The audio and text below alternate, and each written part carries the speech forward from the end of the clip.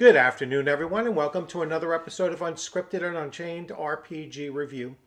I am Game Master Bloodworth, although for ShadowDark, I would probably call myself a Shadow Master. I think that's a more appropriate title for the person running the game. But as you can see by the graphics, I am going to be continuing my coverage of ShadowDark RPG.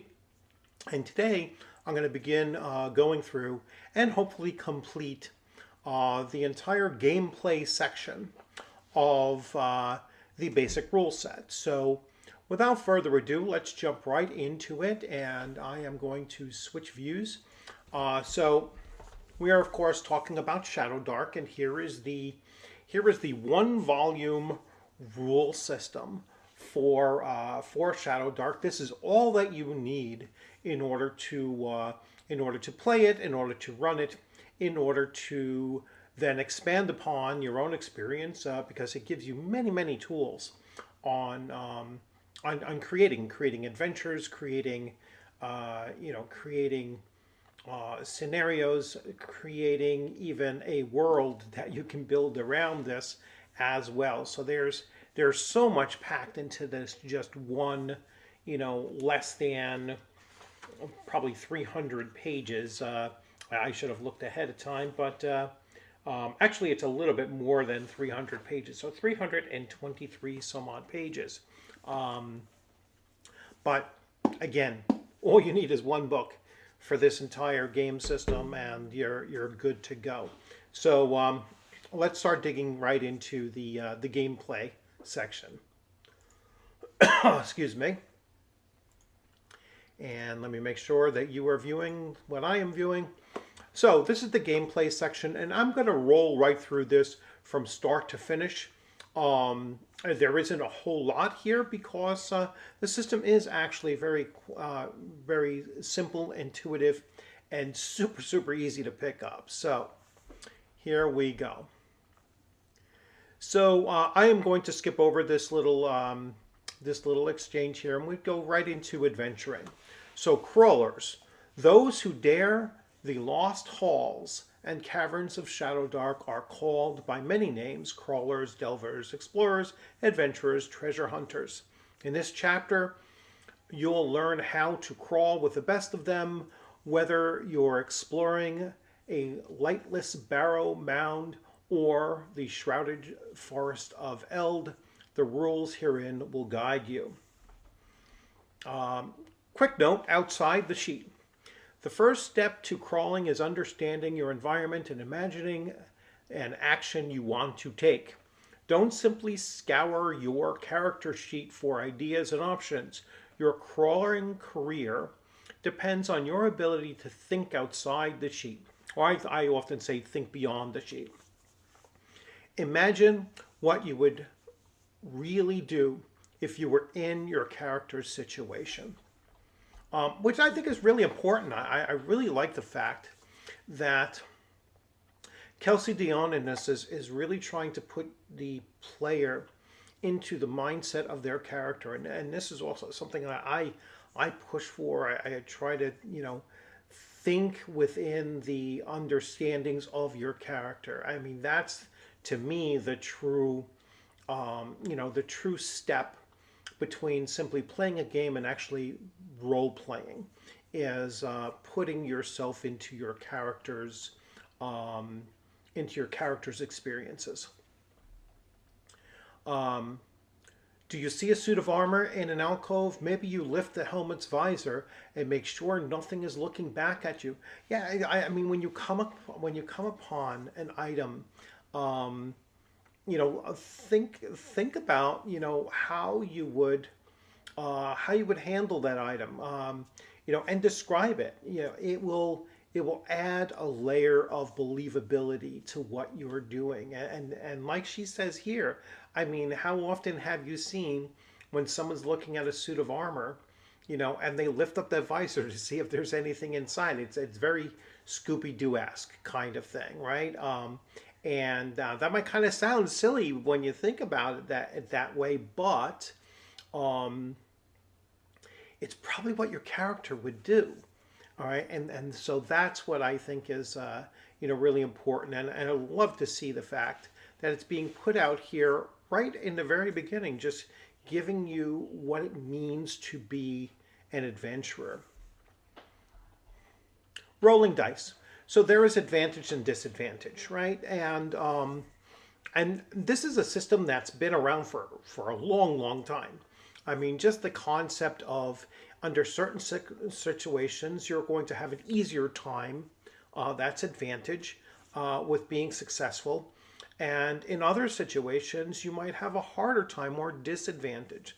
And in many cases, this is just adding a second dice roll,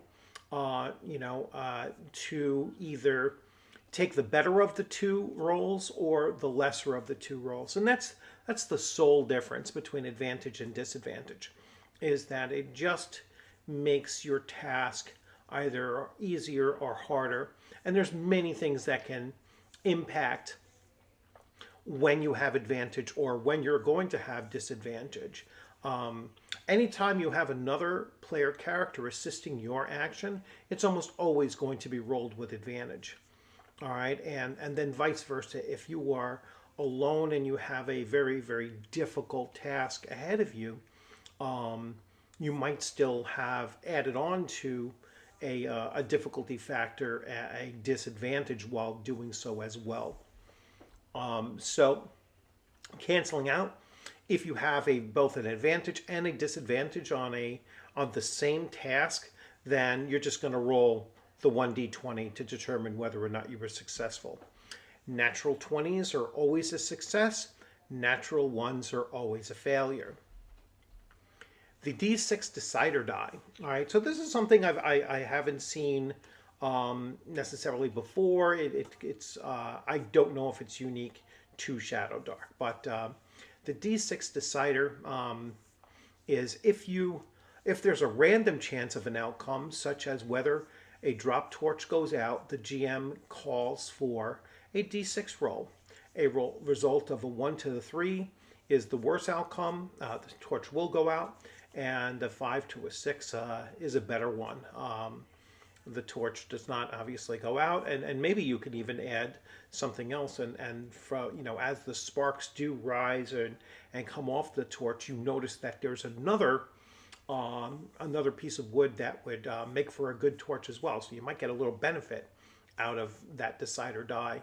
If it is, like I would say on a 6, you get something really beneficial for that. So luck tokens. So this is something I really want to focus on because I am in the process of converting an adventure that I had written and run many times now at conventions. An adventure that was written for the Conan 2D20, and that uses momentum and doom as modifiers to the action that's taking place and everything. And the fact that this, that ShadowDark uses luck tokens, I can definitely see how I can take the concept of luck tokens here and convert it to that. And so my adventure now being written for ShadowDark will still have that particular mechanic included in, and that was really a key function of that adventure. So luck. Sometimes the Game Master awards a luck token to a player for exceptional roleplay, heroism, or just plain coolness. Each player can have each player can only have one luck token at a time. You can cash in a luck token to re-roll any roll you just made. You must use the new result. You can also give your luck token to a companion. How many to give? The GM might award 3 to 5 luck tokens per player during a session with a pulpy action feel. All right, in other words, so if you want that action to be very cinematic and be very, like almost over the top, then so that real heroic feel to it, then you would give between 3 and 5 luck tokens. So Don't be overly generous with them, and don't be too stingy with them. Alternatively, the GM might only give out one luck token per player during a game session that is grim, difficult, and dark.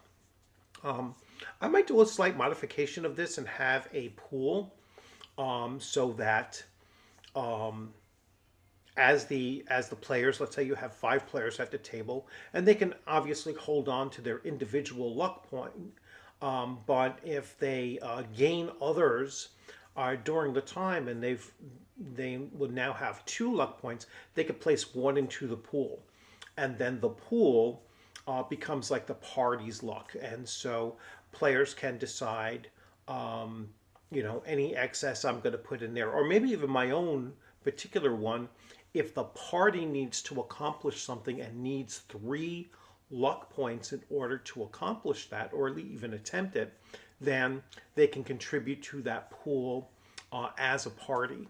And that's a modification that I would probably do with this. Again, particularly for my adventure that I'm converting over, there will be times when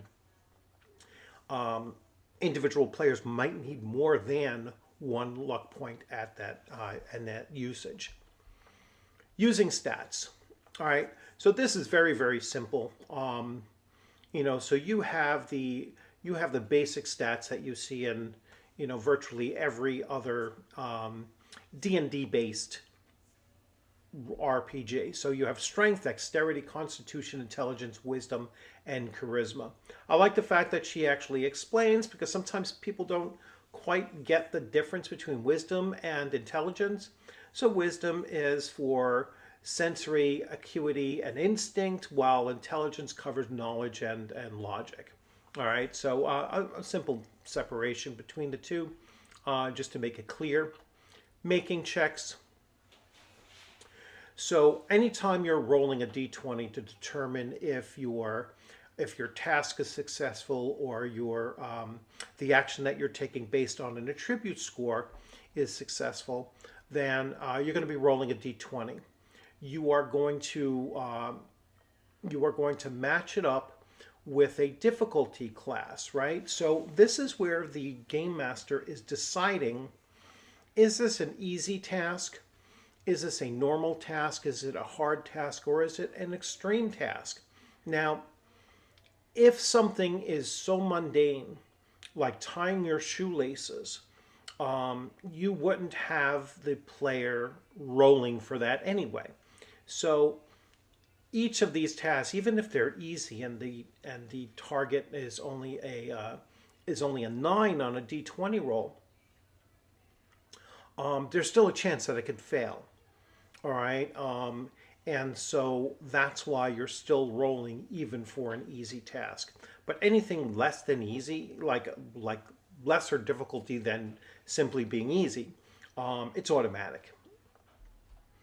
Contested checks, and if multiple creatures are working against each other on a conflicting task, a contest check decides who succeeds. To make a contest check, each participant rolls one relevant stat check at the same time, even if it's not their turn. The highest result wins. Reroll any ties. Real time. So now we're going to start talking about time in game. This passes in the game world at the same pace it passes in the real world. 1 minute or hour of game time is equal to 1 minute or hour in real time. This matters for tracking light sources, because most light sources only last for 1 hour of real time. If you cannot track real time in your game, assume 1 hour is equal to 10 rounds. All right, so, and that's one of the components of ShadowDark that is very unique, is that, there is no visibility in darkness other than what is shed from a torch or a lantern or something, but in 99% of the time, it's going to be torchlight. And so you're going to set an egg timer or some kind of a timer at your table, and every hour, the player or players, their characters are going to burn through a torch, and then they have to light a new one. All right. The whole thing behind ShadowDark is that player characters, even if they're elves or dwarves or anything that typically would have some kind of, night vision, dark vision, twilight vision, whatever you want to call it, not in ShadowDark. In ShadowDark, they're as blind in the darkness as humans are. And so there is no advantage to that. Now, however, monsters, they can see in the dark. Right? They do have that advantage. So player characters are forced to carry some kind of a light source with them. Turns and rounds. A turn is a player's moment to describe what their character does to the GM. Players act one by one on each of their turns. Some turns need a bit of room to breathe. A character who is speaking with someone can make a few reasonable exchanges back and forth. A round completes when each person has taken one turn. Time passes. Every moment in the game doesn't have to be accounted for in real time. I'm just going to take a real quick pause here for a second. I'm sorry about that. So every moment in the game doesn't have to be accounted for in real time. For example, if the characters want to spend 10 minutes examining a room from top to bottom, the GM and the players can agree that time passes. Yeah, so this isn't like you are trying to exactly pair up 1 minute of game time to 1 minute of real time. Things, just as you saw, I had an interruption, right? So things occasionally will happen that takes you out of the game, and and that is not time that is passing in the game, and so there's no need to be very, very, very, very bogged down by the concept of one-to-one timing. So let's move on. Minutes pass, effect with the duration of rounds expire. The GM rolls one random encounter check that occurs on a 1 to 3 on a d6 while this time is passing.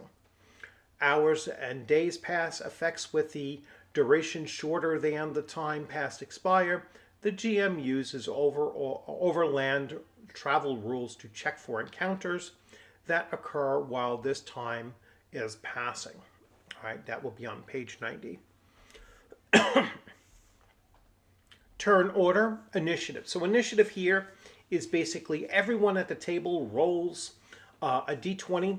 Whoever rolls highest begins, and then the initiative runs for the remainder of the session. In most cases, runs in that in that clockwise manner, right? So you can have a situation where the game master is always acting first, all right, and then it goes in order until it gets back to the game master again. That is the close of one round. The player turn. The player counts down any personal timers for spells and effects. The player takes an action and may move up to, near, split up in any way. The player can move near again if skipping an action. All right, so you can move half your movement or one near and then do your action. Or you can move near and then move again, another near distance. We'll get into actual movement. The GM describes what happens as a result of the player turn. The GM turn, GM does the same thing that the player just did. Okay, and then encounters. An encounter occurs when a challenge presents itself that stops the character's progress. An encounter could include a monster charging out of the darkness, a sinkhole breaking open in the ground, or a town guard halting the characters. The GM rolls for the chance of an encounter every few rounds, depending on how dangerous the character's environment is. So crawling, ShadowDark. ShadowDark is any place where darkness, danger, and myth reigns supreme. Crawling rounds Characters are in crawling rounds while not in combat. They are exploring, talking, and engaging with the environment. So again, we go back to that one-to-one time. You can condense and expand and do a variety of things during crawling rounds. Vision. All characters need light to see, but that's not true for the darkness adapted beings of ShadowDark. Note that any area outside of light sources is in total darkness. Most light sources last for up to an hour of real time and illuminate a limited area. Players have two options when lighting more than one light source at a time. The newer light source rides along on the current timer. Extinguish all old light sources. Start a new timer with a fresh light source.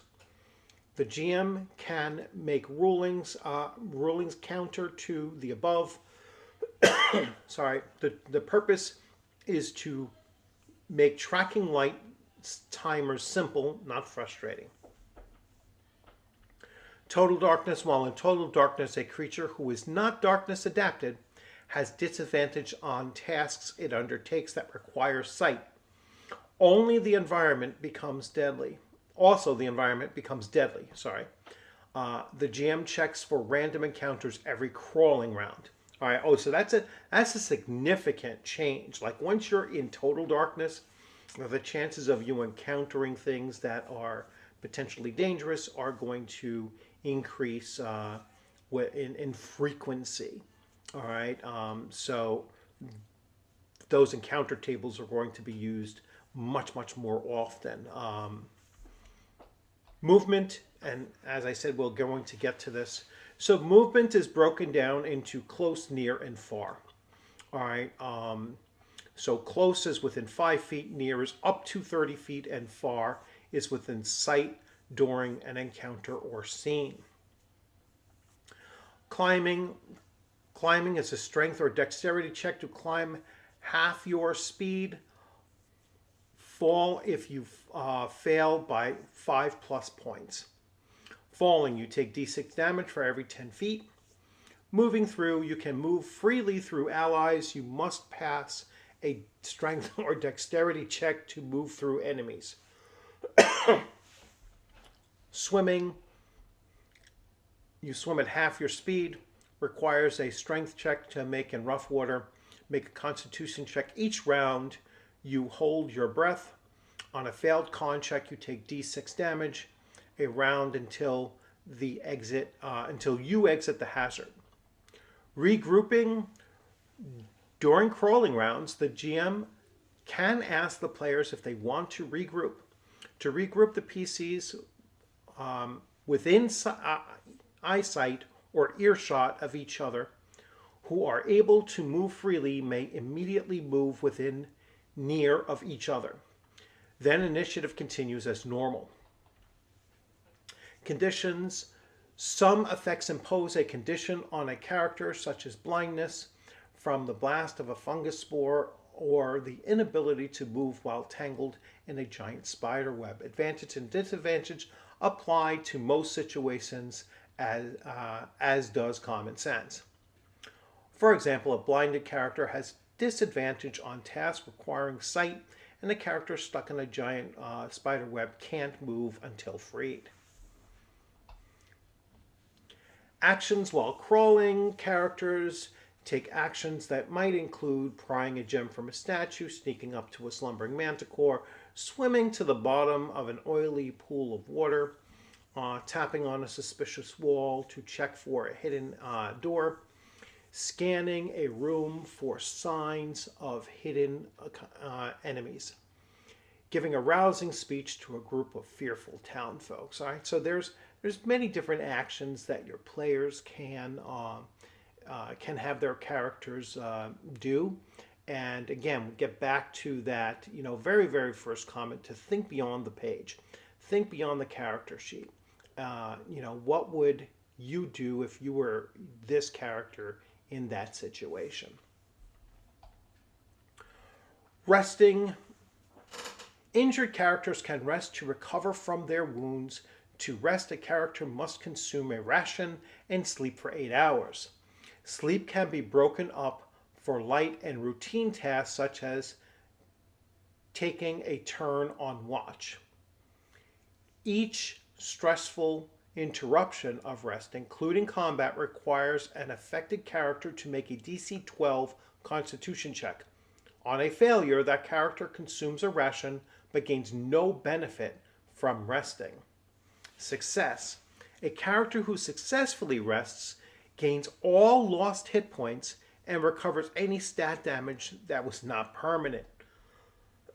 So that's a pretty big resting cycle, right? But there are potentials for the players to gain no rest, all right, if they are interrupted. Now, I can see players, in some circumstances trying to work a loophole through this by saying, well, since we got interrupted, instead of falling, going to sleep at, 10 p.m. to, 6 o'clock in the morning, we got interrupted and not everybody got rest. So we're just going to sit here from 8 o'clock in the morning for 8 hours. So that would be 4 o'clock in the afternoon. And we're going to try to sleep during the daylight. That is something that I would certainly make a very, very difficult task in order to fall asleep during hours that your player characters' bodies wouldn't normally be willing or able to do, just because it's just not their regular timing. So yeah, don't just let your players say, oh, well, my character got interrupted last night. He or she didn't get any real sleep, and so we're just going to sleep in today. Yeah, I would try to discourage that and go with the consequences.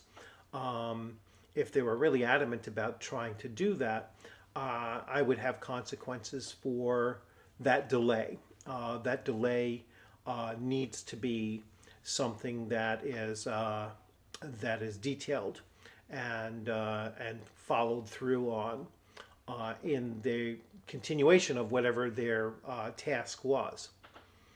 Success, a character who successfully rests gains all of the lost hit points, as I read. Additionally, some talents, spells, or items regain their ability to be used on a successful rest. Danger levels. So this goes back to how often does the Game Master check for random encounters. If you were in an unsafe area, it's once every 3 hours. If you're in a risky area, it's 1 every 2 hours. And if you're in a deadly area, it's once an hour. All right, campfires. Player characters can choose to combine 3 torches to make 1 campfire, and that way the campfire will last for 8 hours total. So not just 1 hour per, but they will burn for an entire 8 hours. Stealth and surprise, hiding and sneaking. Creatures who are hiding or sneaking must succeed on dexterity checks to go undetected by other creatures within eyesight or earshot. The DM determines the frequency and difficulty of checking based on the environment.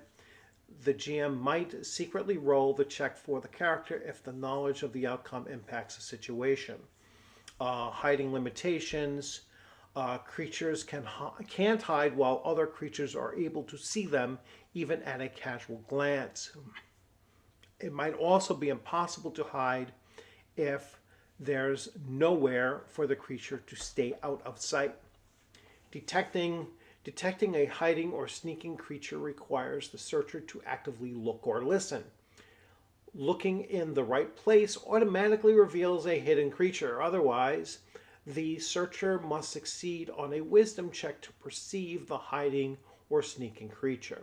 Surprise. Creatures who begins in its turn undetected has the advantage of surprise. If combat hasn't started yet, those with surprise take 1 turn before the combat initiative roll. A creature has advantage on attack rolls against surprise targets. Attacking from hiding gives away the attacker's position afterwards unless the GM determines otherwise. Combat. When the fight breaks out. Determine surprise. Combat initiative. You're going to roll that d20 and let it go round robin. Combat turns.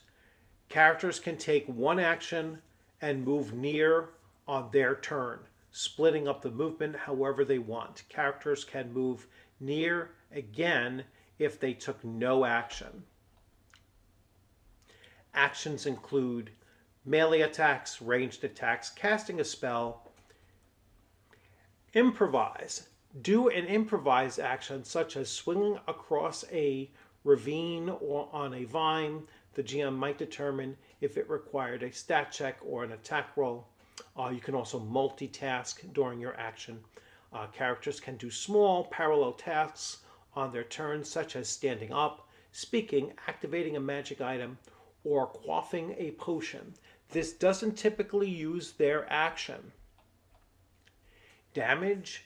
When you take a hit with an attack or a spell, you damage it. Roll your weapon or spell's damage plus talent bonuses, if any apply. The GM subtracts the amount from the target's hit points. Knocking out. You can choose to knock a creature unconscious instead of killing it if you reduce it to 0 hit points. Critical hits. You deal a critical hit if you roll a natural 20 on an attack roll or special spellcasting check. For a weapon, damage is doubled the dice on the attack. So if you roll a d6, you would roll 2d6. For a spell, you may double one of its numerical effects. All right. Terrain, attacking or casting a spell on a creature that is hiding at least half its body behind interposing terrain has disadvantage. If you can't see a creature at all due to terrain, you cannot target it. Creatures can only move half the normal distance through terrain that hampers free movement, such as ice or deep mud. Morale. Enemies who are reduced to half their ranks or half their HP for a solo enemy flee.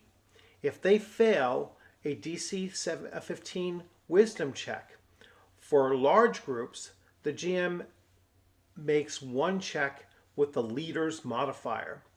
Death. A character who goes to 0 hit points falls unconscious and is dying. A character who goes above 0 hit points wakes up and is no longer dying. The death timer. So again, another one of these unique little rules that is in ShadowDark that I think differentiates it from others. A dying character rolls a d4 plus their constitution modifier. Minimum is a 1 on their turn. They die in that many rounds unless healed or stabilized.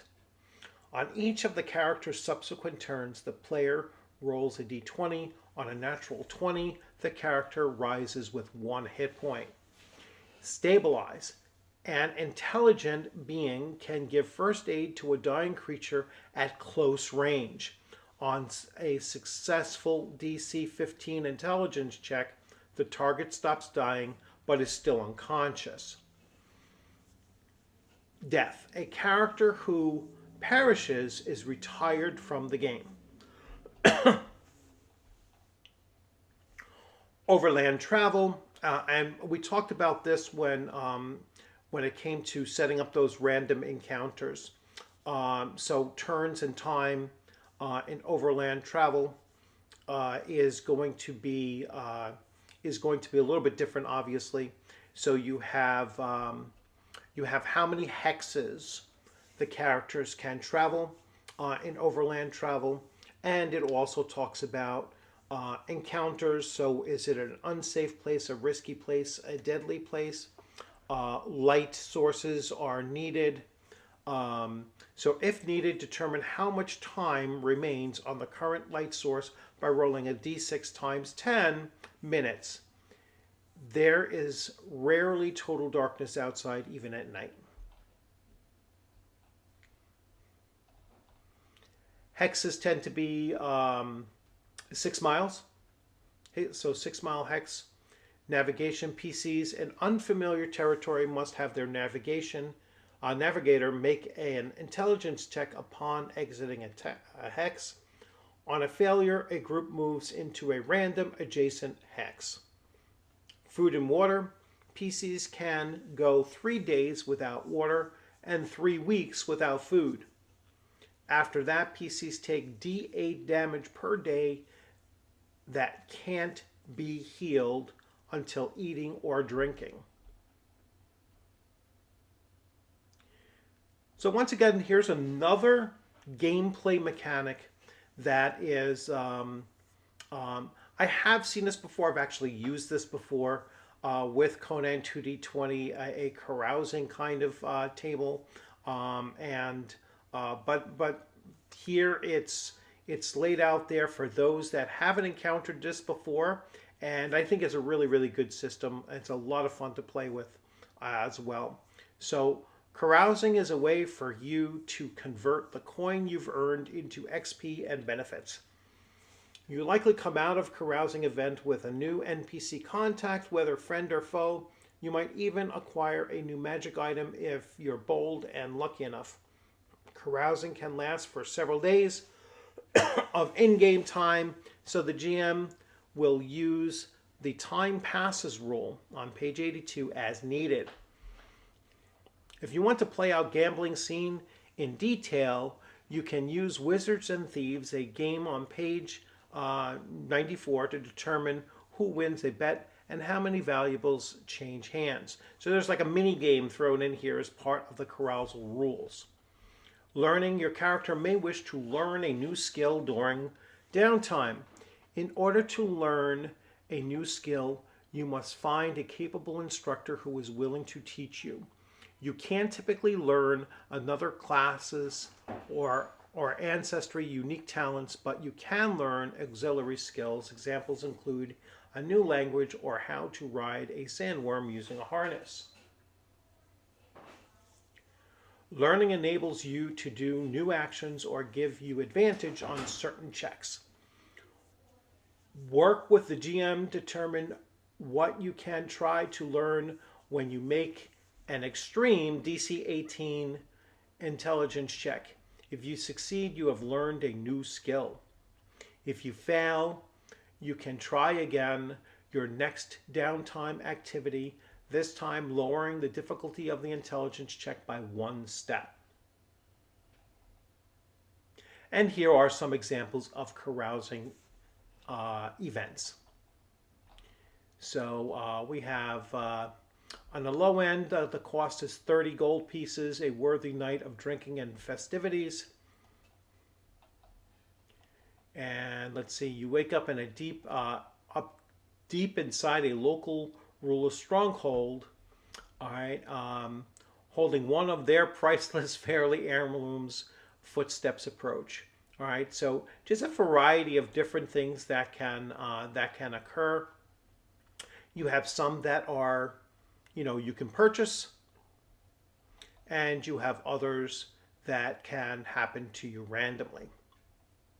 Here is the minigame, Wizards and Thieves. I'm not going to go into too much detail with this at all, but it's a fully fleshed out, minigame here that you can use to help pass some of the time when the players are in town but don't have any other activity. This might be a fun thing just to have some of the player characters involved with, while maybe someone else is off and taking a little break or whatever, and then coming back. I'm not going to go through the example of play, and we are about to come to the Game Masters section of the rules, and I will return with another video on that as well. So as you can see, we just covered the entire gameplay section now of ShadowDark, and you can see it's a very, very simple, very, very intuitive system